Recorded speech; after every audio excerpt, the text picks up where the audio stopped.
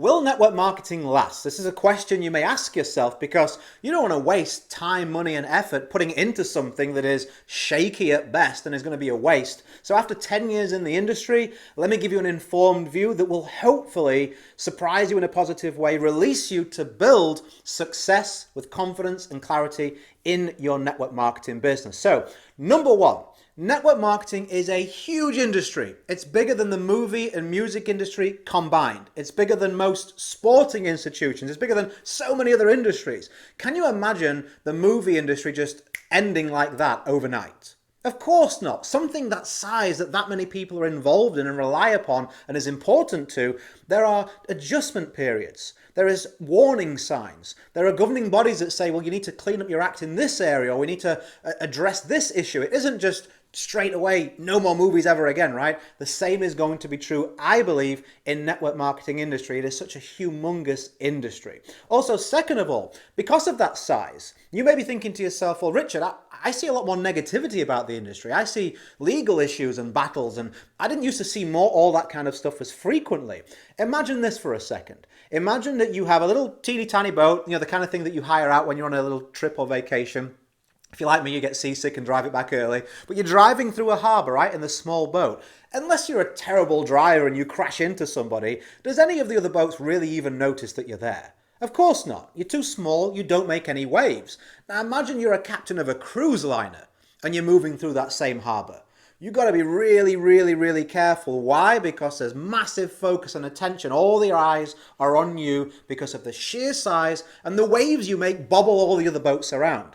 What does that mean? It means that some of the smaller boats start talking to the harbour master and say, what can we do about these big boats that are annoying me, right? The same as other business models that are shrinking are pointing the finger at network marketing, trying to throw stones to try and lift their own industry up. Also, when you make waves and grab attention, there's more scrutiny. The same practices have been happening for years and years and years, but now more people are paying attention and want to get involved. Also, sheer percentages. If you've got 1,000 people involved in something, and 10% don't enjoy the experience, that's only 100 people who have something negative to say.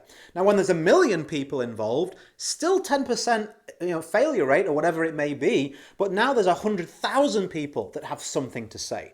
Percentages are the same, nothing changed, just a sheer volume of voices that are out there to spread some negativity should they wish to do so. Now, don't get me wrong. I know that anything that involves human beings, there are good people, there are terrible people, there are good network marketing companies, there are terrible network marketing companies. But let's not look at the minority and feel that that's a reflection of the majority of the industry. I don't really believe in any common sense thinking that you can say that a handful of companies that do the wrong thing will cause anything other than their own companies to be scrutinized and closed down, and the industry to then take a stance against those type of companies.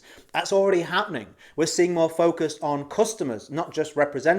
We're seeing the kind of results that you can broadcast out there coming under closer scrutiny. This is a good move. This is good for you and I that do things the right way. Those that tell the truth, those that pick a good product, those that pick a solid ethical business model and surround themselves with good, solid people. This is good news for us because the schemers, the scammers, the ones that inflate results, the ones that lie, the ones that just really do things the wrong way, they get squashed out. It becomes a standard in our industry that we won't accept those kind of things because you know what? It can reflect badly on us, and we really want to protect this house if we at all feel a sense of responsibility, and we should. So I just wanted to give you some advice on that, and also a final piece I want to give you is that you can protect yourself. If you are worried that your company might not be going the right direction and you don't want to leave it for some reason, or the industry, or whatever your worries are, build in a way that secures your income as much as is possible.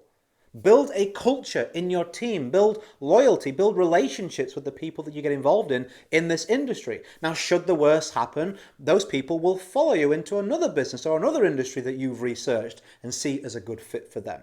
Also, build an email list, build a social media following. I have YouTube subscribers, I have a podcast, I have a Facebook group. These are all resources of people that follow me and I'm building a relationship with them. So if I ever want to recommend a product or a service to them, because I've earned their trust with my work and effort and value and help, they go, you know what? If Richard recommends that and I feel it's a good fit for me and my needs, I'm going to go ahead and do that. That's a good recommendation. Nothing stopping you building the same way and putting yourself in that exact same position to have that following and have that security. So There we have it. Prevention is better than cure. I've given you a way to build in a way that would help prevent that being an issue for you. Also, hopefully put your mind at ease because of the size of the industry and the way that we see other businesses operating. I really don't feel you have anything to worry about anytime soon, especially if you're doing the right thing. But of course, nothing is 100%, so build in a way that secures your future as much as is possible. If you do want to get more help from me, if you like my style of training, getting to the point, you want to know more about the tactics I use to go from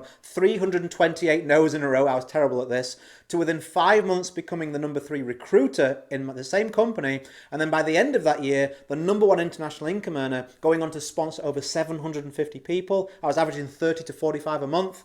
I lay all that out for you in a web class that's happening this week, www.authoritynetworker.com/webinar. You'll be able to register there for free.